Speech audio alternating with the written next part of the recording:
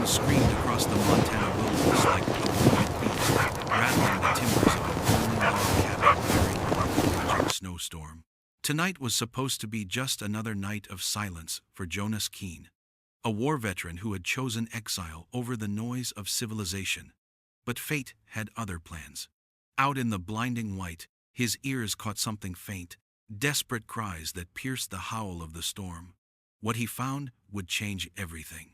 Half frozen in a snowdrift lay two dogs, Atlas, a German shepherd with deep scars etched into his skin, and Luna, a husky, whose breath was shallow and fading. They weren't strays. Jonas could see it instantly, the discipline in their eyes.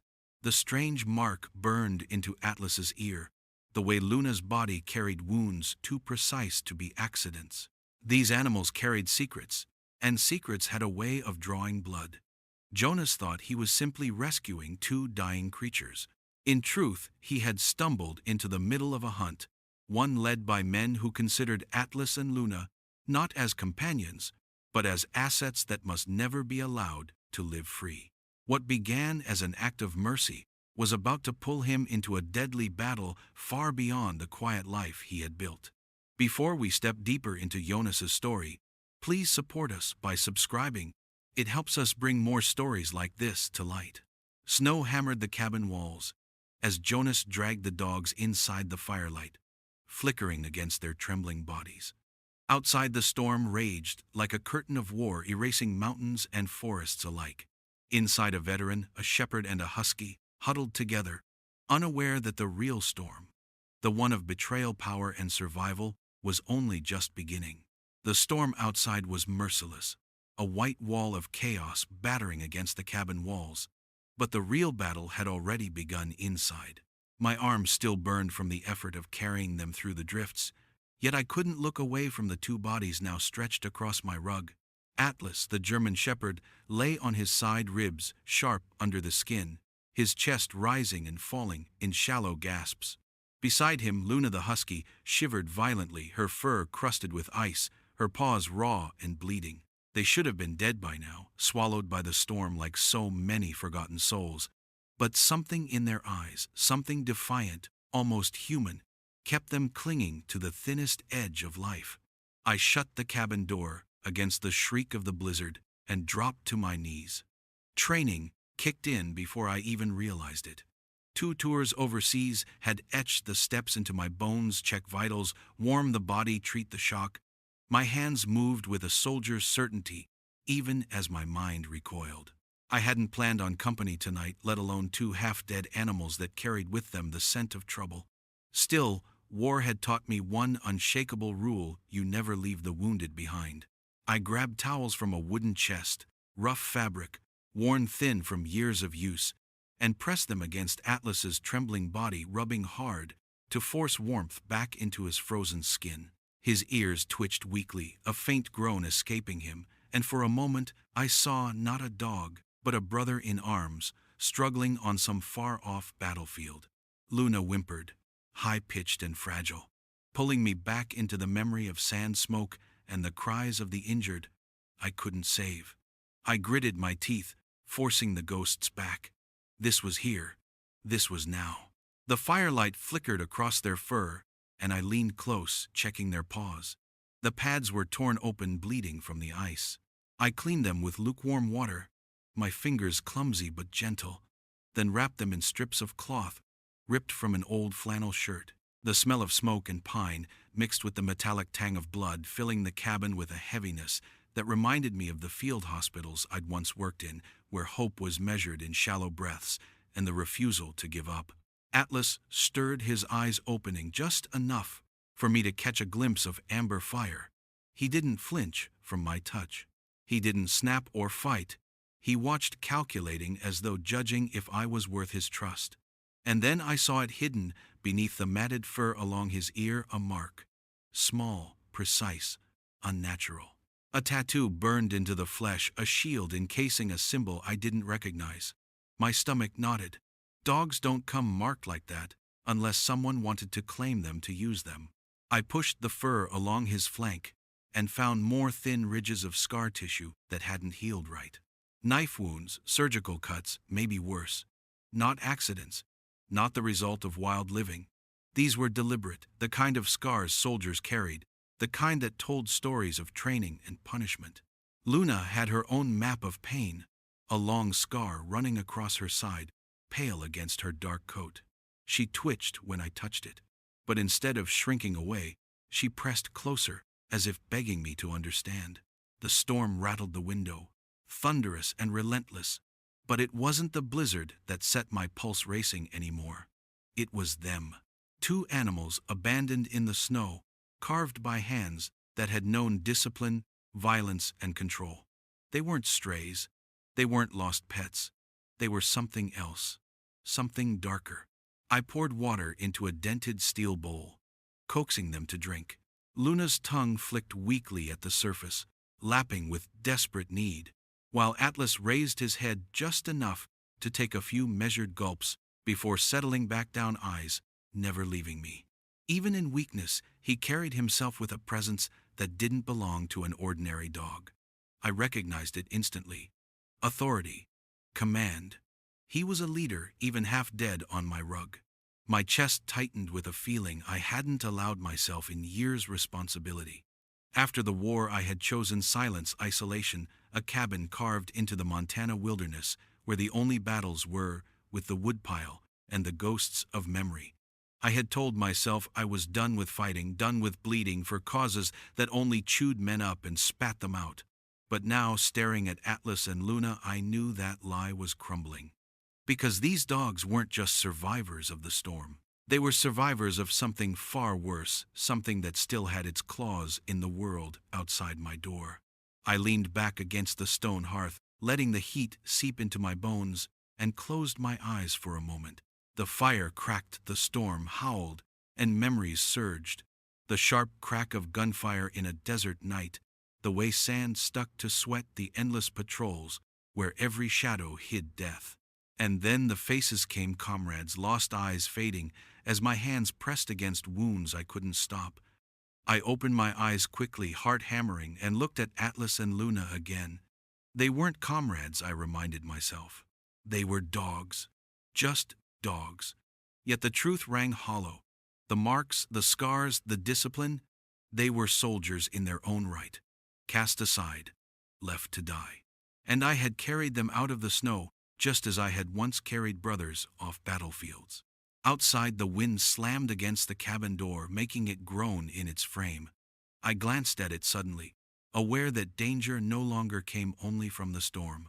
If someone had marked these dogs, trained them, then someone out there wanted them back or wanted them dead. Either way, by saving them, I had stepped across a line I couldn't uncross. Atlas shifted a low rumble deep in his throat, not anger, not warning, but recognition. His eyes met mine, steady, unwavering. For a fleeting second, it felt like he understood, like he knew I had already made my choice. I wasn't just a recluse in the mountains anymore. I was his ally, his comrade. Luna pressed her nose against my hand, soft and insistent, grounding me in the present. Her eyes, pale as ice, shimmered with something fragile but unbroken: trust. The storm outside would pass, the snow would melt, but the danger I had just invited into my cabin, into my life, would not vanish so easily. I fed the fire another log and sat back, my rifle leaning within reach against the wall. The ghosts of war swirling as fiercely as the snow beyond the window. Two dogs lay before me, survivors like myself, scarred by battles no one else could see. I had rescued them from the blizzard, but deep down, I knew the truth. The real storm was still coming, and this time, it wasn't weather I had to fear. Atlas, Luna. Two names I hadn't spoken yet, but they were already etched into me. They had carried their secrets into my home, and now I was part of those secrets, whether I wanted to be or not. The snow pounded the cabin roof relentless, but I no longer heard it as I once did. What I heard was the rhythm of survival, steady and demanding, the rhythm of war creeping back into my life. I thought I had chosen solitude. Instead, solitude had chosen to abandon me. The night stretched long, heavy with firelight, and the steady breaths of two dogs that were never meant to be mine. And as I watched over them, exhaustion pulling at my bones, I realized the truth I had been avoiding. Since the moment I found them in the snow, the fight I had walked away from years ago had just found me again. And this time, it had names. Atlas. Luna. The storm passed, but its silence left a weight that felt heavier than the snow piled outside my cabin. Atlas and Luna were stronger now. Still lean, still healing. But their eyes burned with a clarity that unsettled me. They moved through my small cabin like shadows, silent, watchful, their every motion measured. It didn't feel like I had taken in two strays. It felt like I had invited soldiers into my home. The food I had left was running low. Between my own rations and what the dogs consumed, my supplies meant to last another month, wouldn't stretch a week. That meant I'd have to go down into town. I hadn't done that in months, and I preferred it that way. Folks in Grizzly Creek were polite enough, but I'd chosen solitude for a reason. Too many questions, too many eyes. But now I had no choice. The morning I drove down, Atlas and Luna rode in the back of my rusted pickup without a sound. They didn't whine, didn't bark, didn't shift nervously the way most dogs did in a truck bed. They sat like sentries, their gazes steady on the road behind us, as though guarding my flank. It sent a chill down my spine. I knew that posture. I'd seen it in combat men, watching for ambushes as we moved through hostile streets. When I pulled into town, heads turned. They always did. The recluse on the ridge rarely showed his face, and when he did, he came alone. But today, I wasn't alone. People stopped mid-step on the boardwalks, eyes drawn to the gray and white shepherd and the ice-eyed husky, who sat perfectly still in the truck bed, surveying the town like they were cataloging threats. Whispers followed me as I pushed open the door to the general store. I was halfway through, loading flour, coffee, and a few sacks of kibble onto the counter, when the shadow of a man fell across me. Keen, a voice drawled. I turned slowly. Sheriff Brody. His presence filled the doorway like a storm cloud. Stocky build, face ruddy from the cold uniform, crisp in a way that screamed control.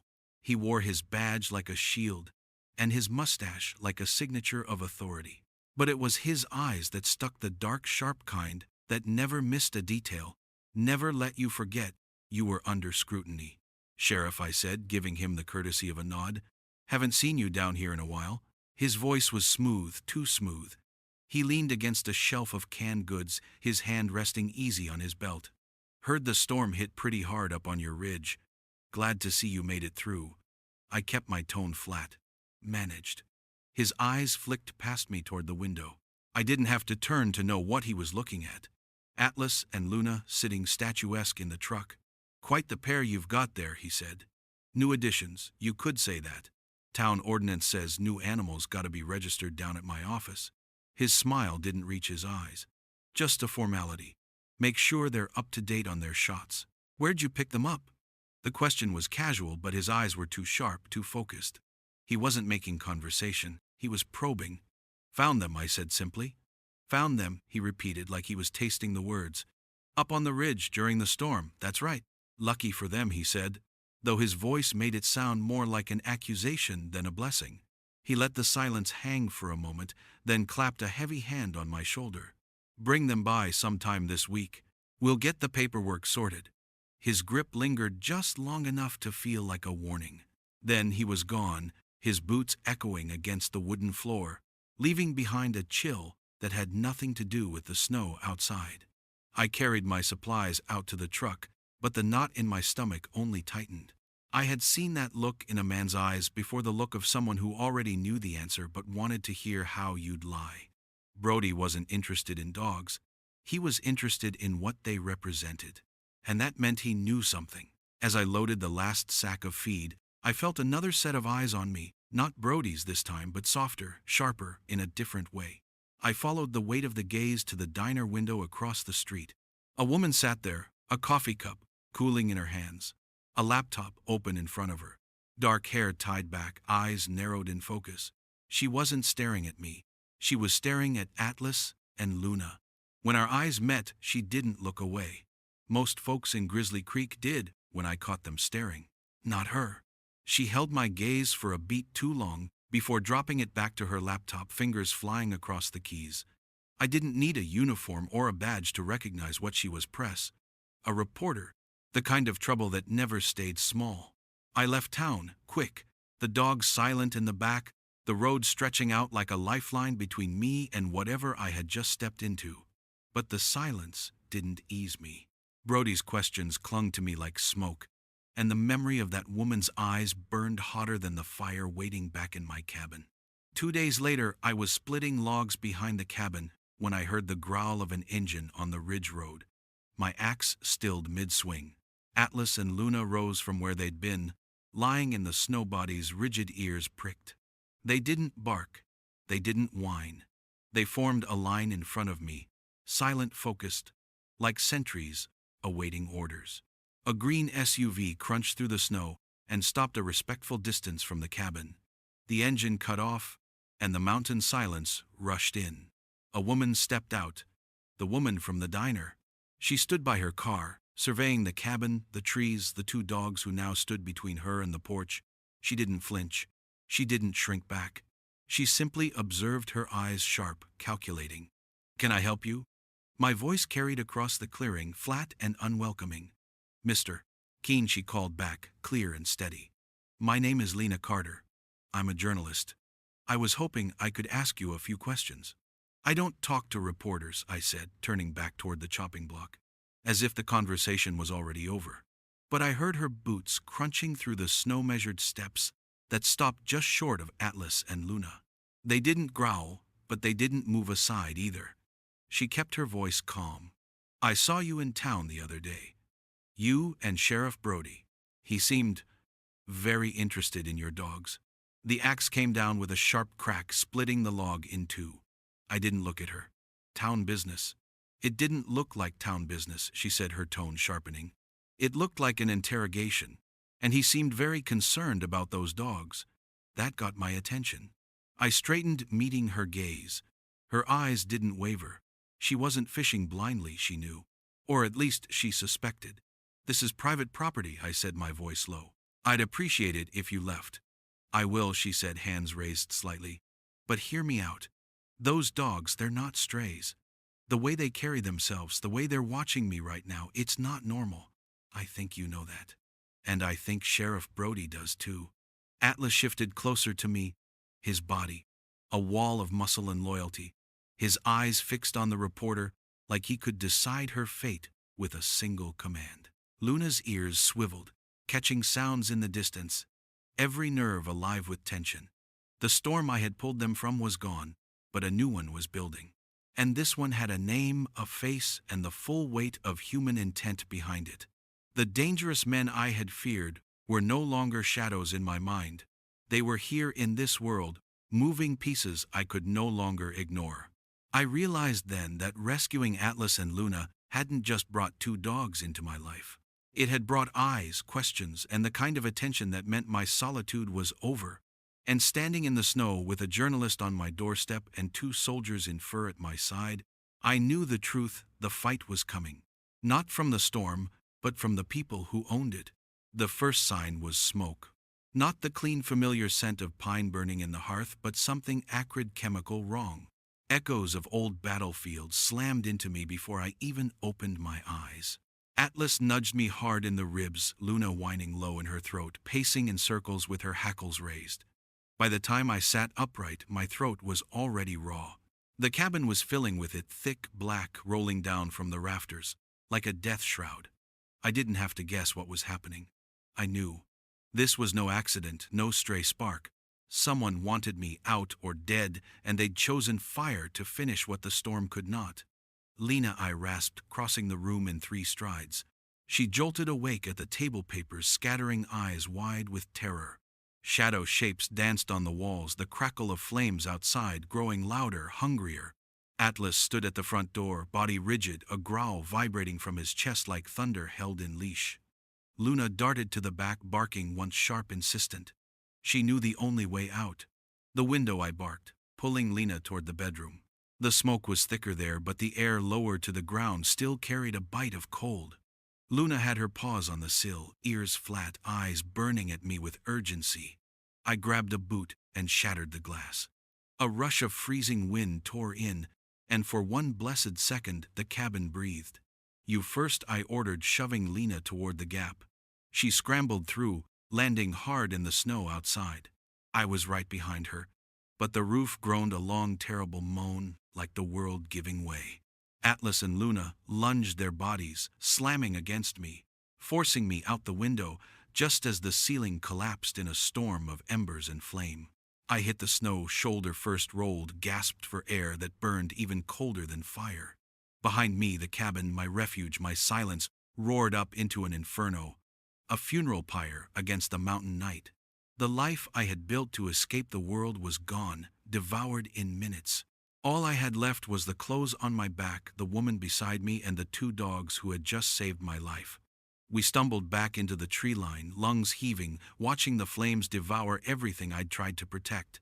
Atlas stood between us, and the blaze calm, steady, as though guarding us from the ruin itself.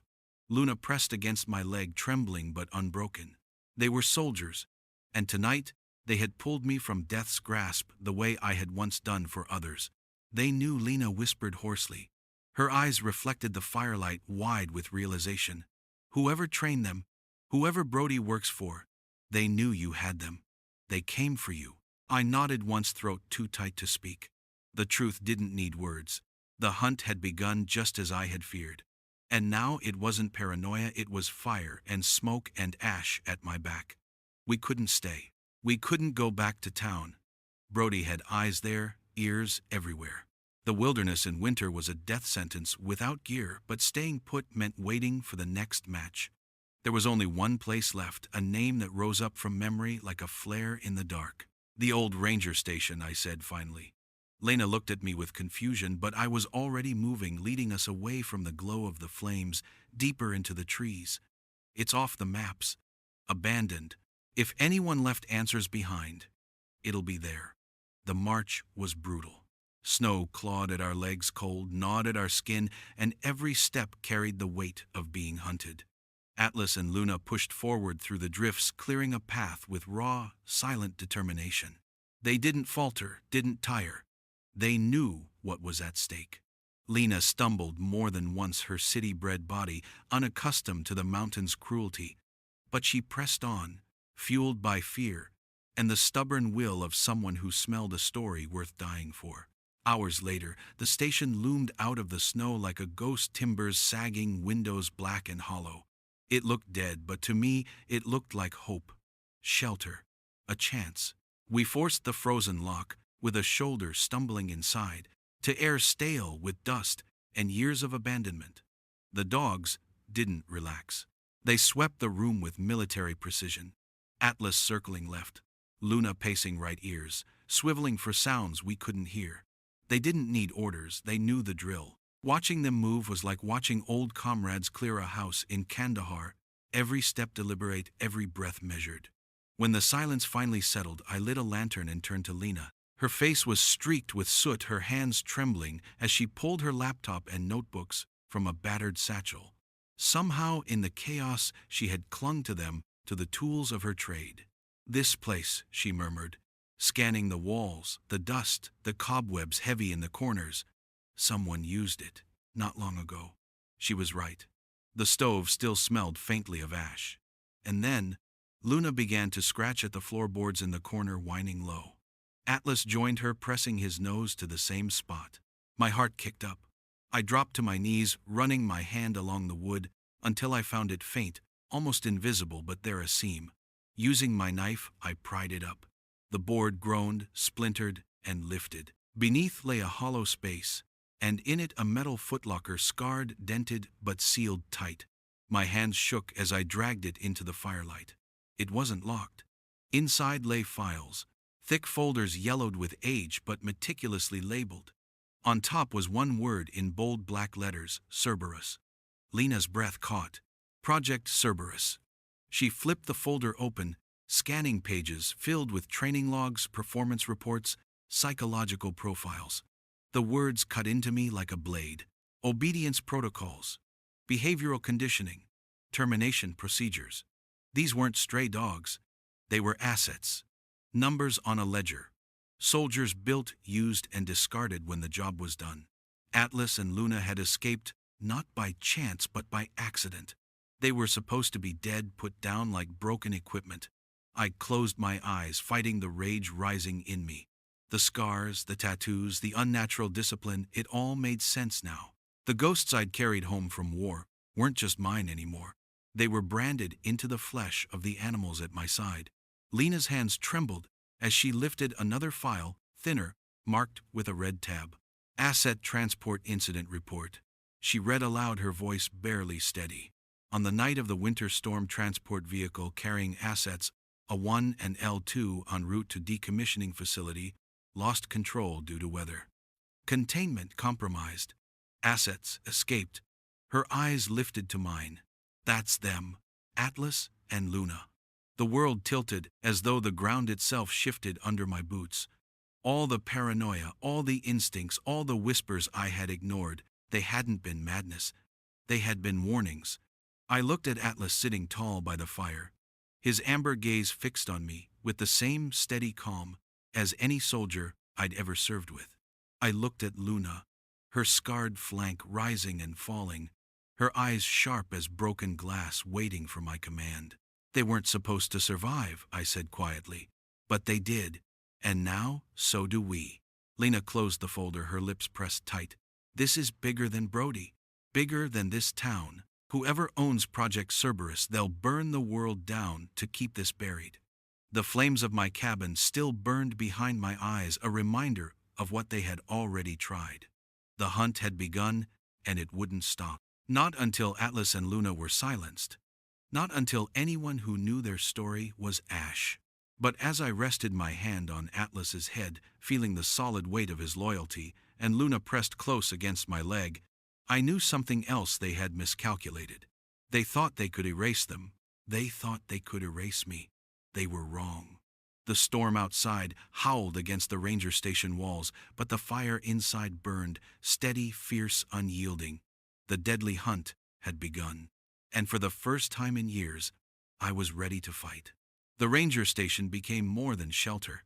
It became a war room. Files and pages were spread across the rough wooden table, the fire crackling behind me as Atlas and Luna kept their quiet vigil near the door. Lena sat with her laptop open, her face pale in the glow of the screen, her fingers trembling but steady on the keys. The box we had unearthed from beneath the floorboards had confirmed everything I feared. Project Cerberus was real, and Atlas and Luna had been meant to vanish into the snow as failed experiments.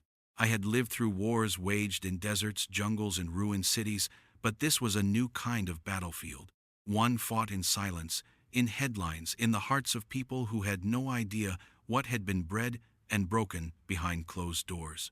For years I had buried my past, but looking at those dogs, scarred and loyal, I knew I couldn't bury theirs. Lena's voice cut through the stillness.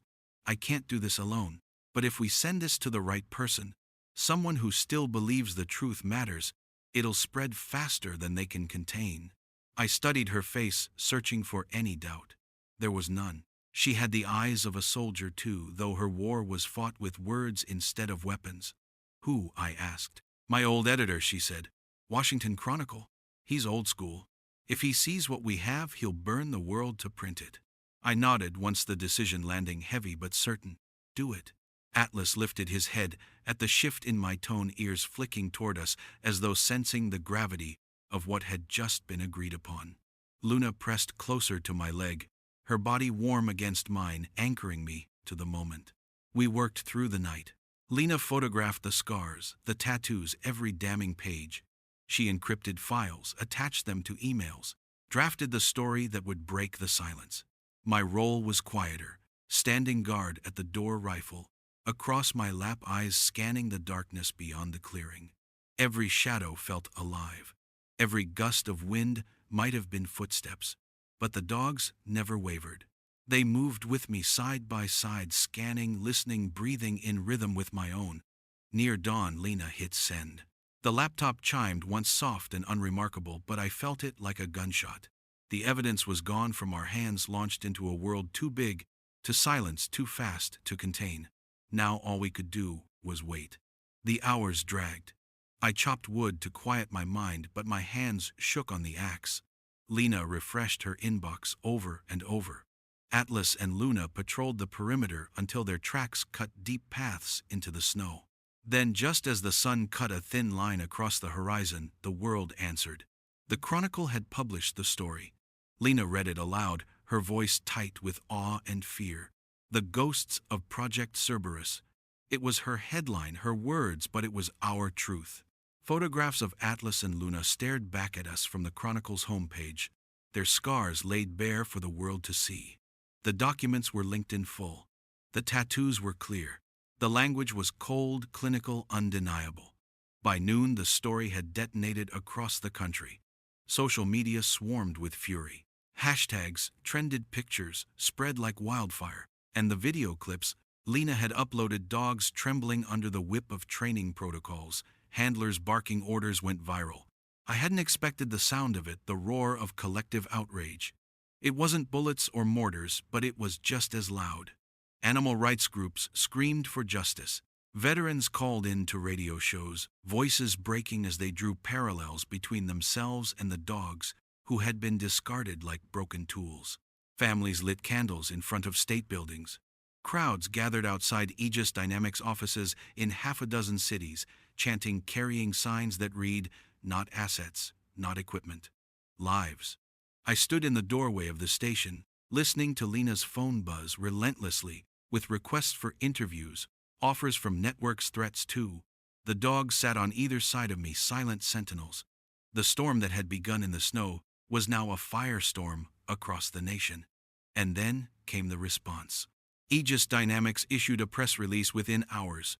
The words were polished, clinical, dripping with denial. Baseless allegations, they called it. Fabricated documents, they said. They blamed a disgruntled former employee. They called us liars. But the world had already seen too much. Every denial only stoked the fire. Governors were questioned on live television. Senators demanded investigations. Donations poured into animal sanctuaries across the country. The truth had escaped the cage, and it would not go back. Still, the backlash carried its own shadow. Sheriff Brody, cornered by reporters, snarled into microphones, his words barely coherent through the rage. He called me a recluse, a man unstable from war. He called Lena an opportunist. He swore that Atlas and Luna were dangerous animals, a threat to public safety.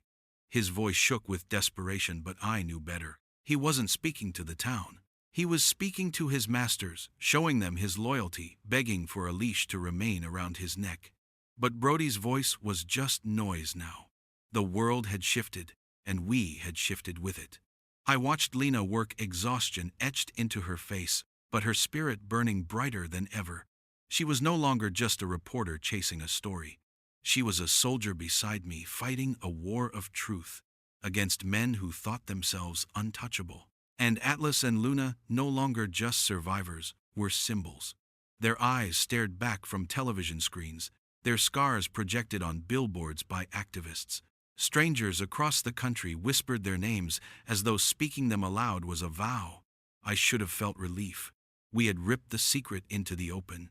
The hunt had been exposed, but relief never came. Instead, a deeper tension rooted itself in my chest.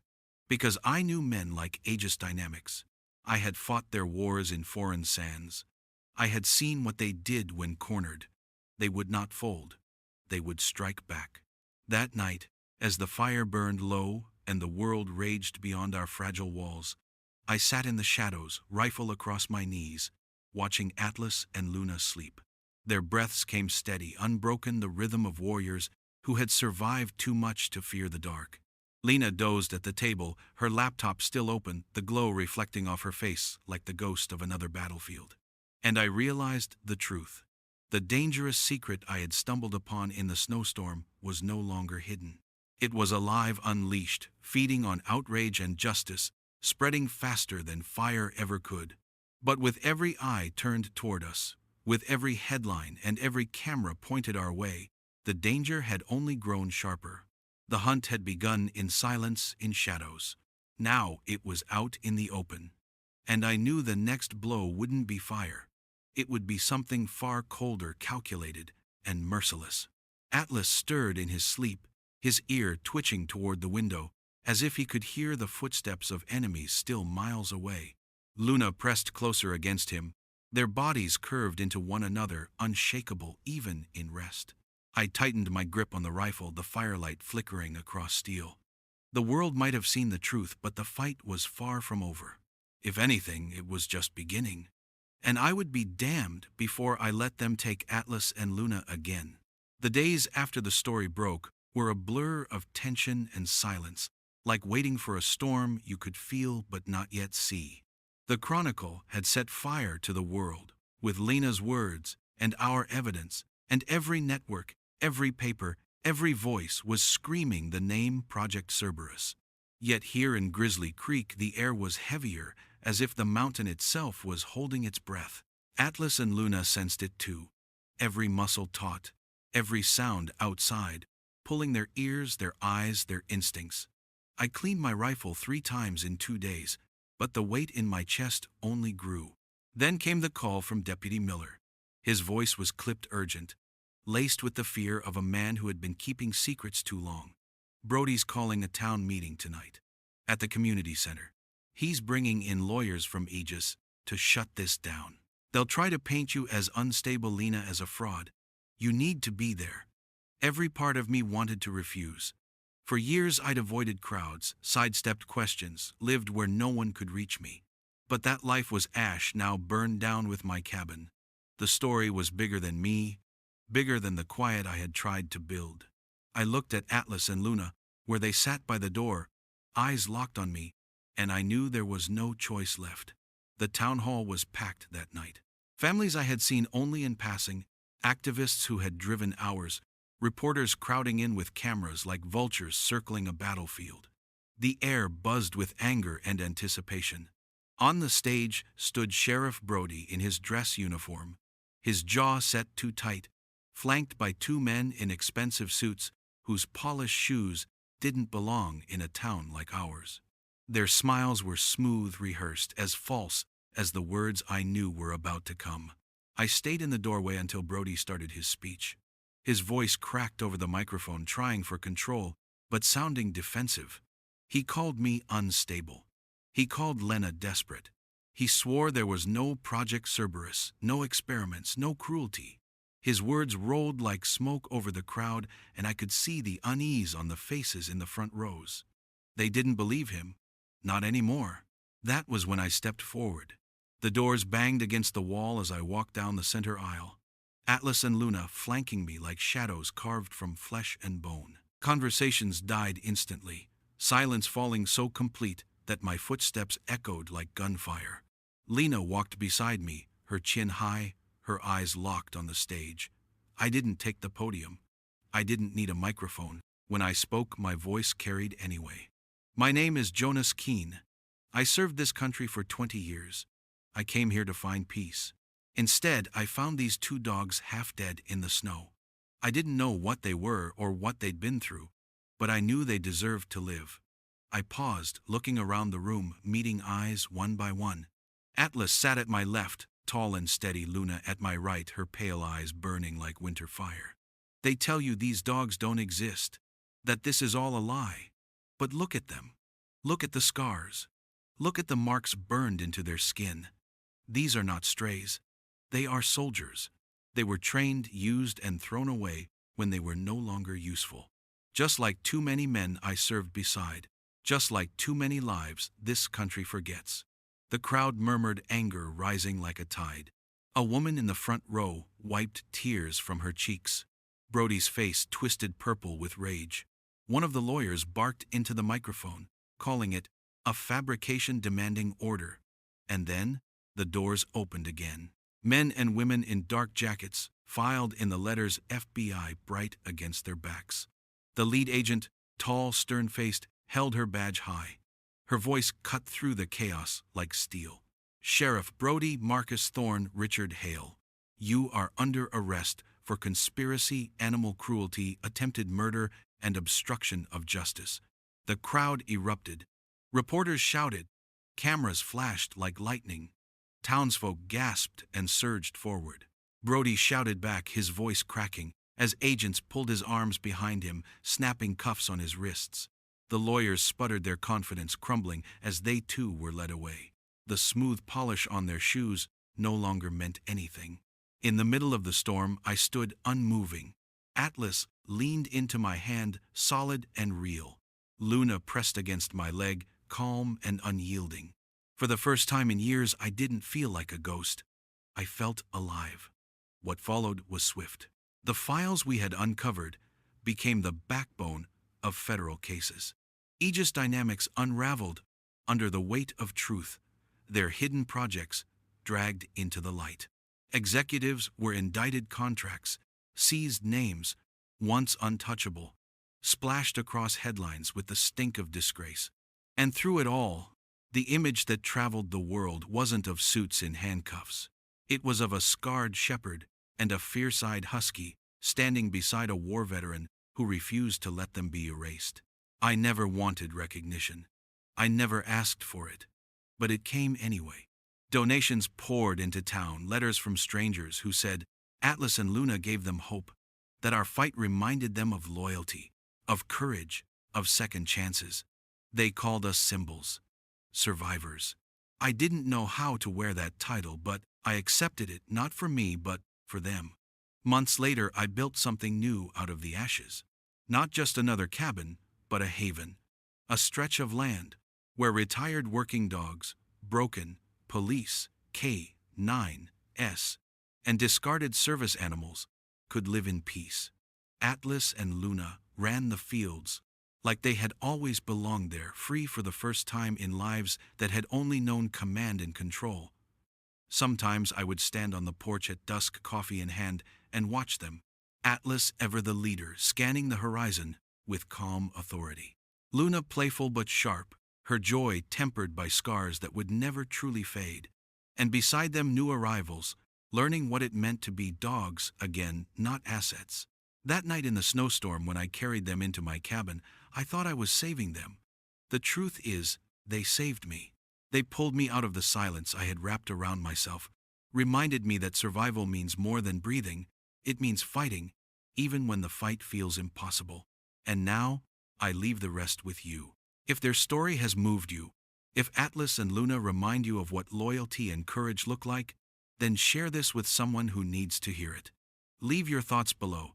Tell me what you would have done in my place. And if you want to walk beside us through the next chapter like this story, subscribe and stay with me. Because this isn't the end. It's only the beginning. The world tried to bury them in snow and fire. Instead, they became a beacon. From a broken soldier and 2 dying dogs came something greater than any of us could have imagined.